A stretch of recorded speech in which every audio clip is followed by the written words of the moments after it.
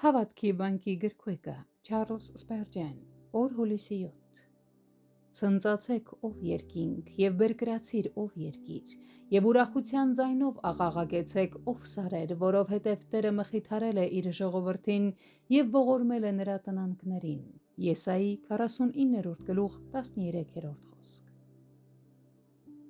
Տիրոջ մխիթարություններն այնքան քաղցր են, որ դրանց մասին ոչ միայն սրբերն իրենք կարող են երգել, այլև երկինքն ու երկիրը կարող են միանալ այդ օրհներգին։ Հեշտ բան չէ սարերին երգացնելը, սակայն մարգարեն նույնիսկ նրանց է հրավիրում երգչախմբի մեջ։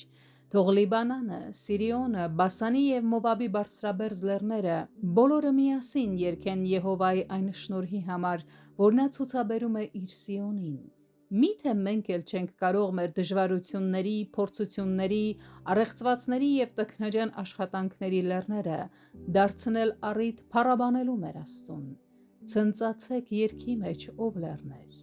Այս խոստումը, որ մեր Աստվածը ողորմելու է իր տնանքներին, իր հետ բերում է ուրախության զանգերի մի ամբողջ ղողանջ։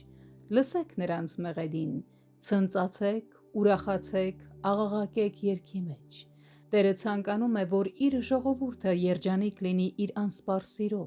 Նա չի ցանկանում, որ մենք լինենք տրտում ու կասկածամիտ։ Նա մեզանից պահանջում է հավատացող սրտերի երկրպագություն։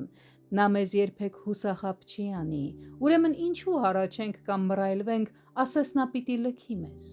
Ախ, երանի ունենայինք լավ լարած քնարը։ Ախ, երանի թե մեր ձայները նման լինեին գահի առաջ կանգնած քերովբեների ձայներին։